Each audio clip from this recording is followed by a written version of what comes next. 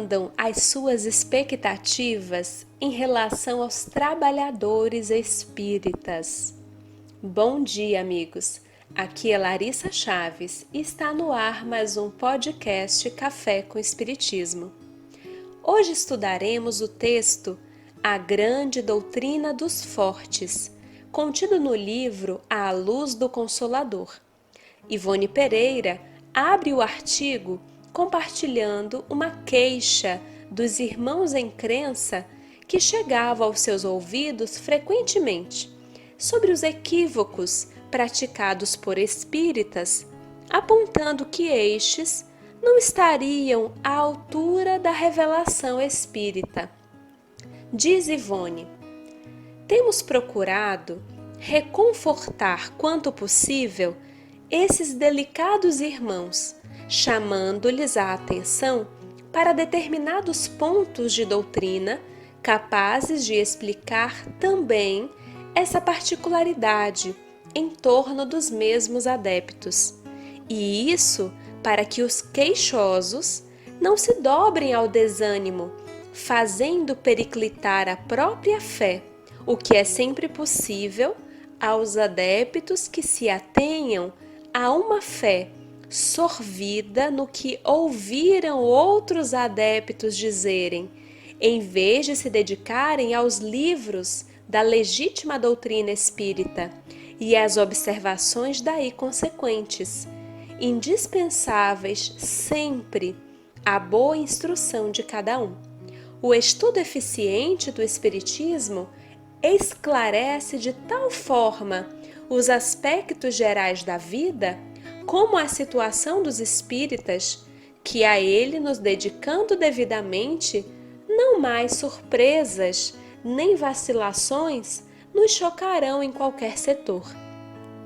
Meditando sobre o Evangelho, vamos observar que para podermos praticá-lo, deveremos, acima de tudo, ser vigorosos de ânimo, corajosos a toda prova.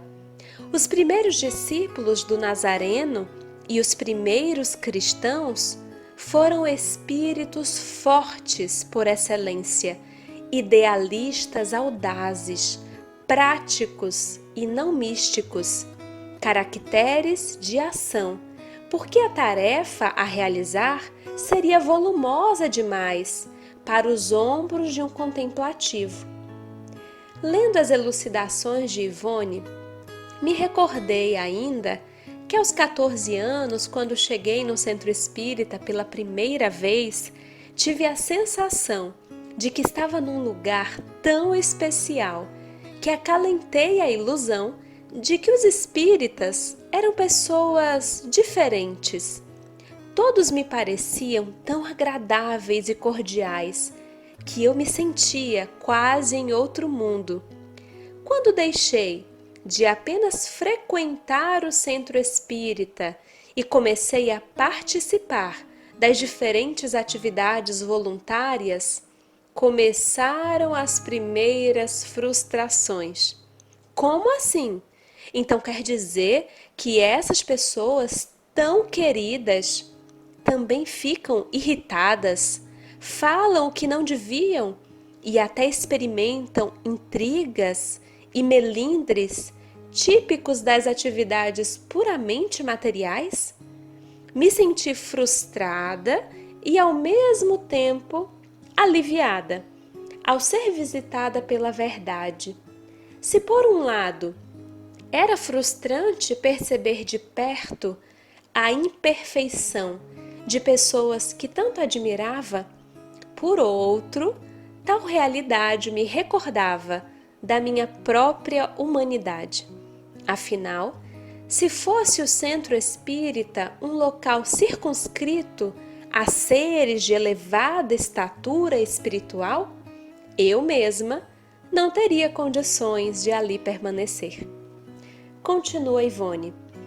O Evangelho, pois, se é uma escola onde aprendemos as doçuras do amor, é onde também encontraremos as atitudes corajosas do herói do ideal divino. nas mesmas condições encararemos os espíritas.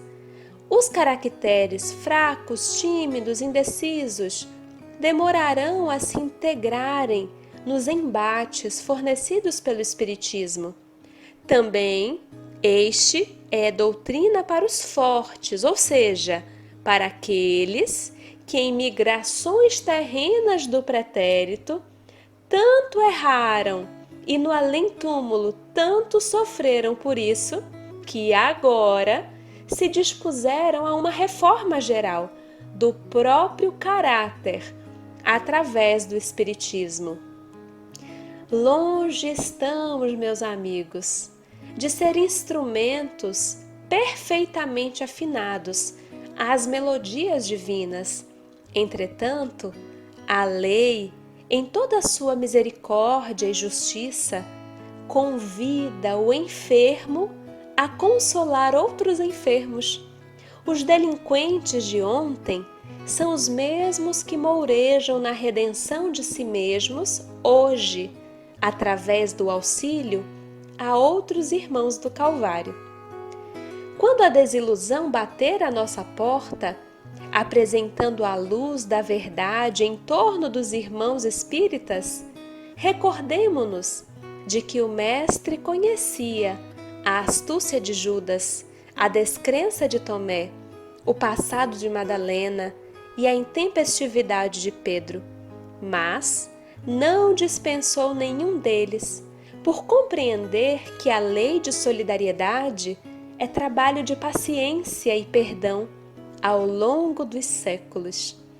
Seja sempre Jesus, nosso guia e modelo.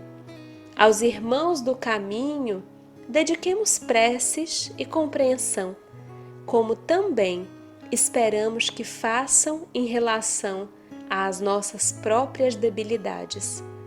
Um grande abraço a todos e até o próximo podcast Café com Espiritismo.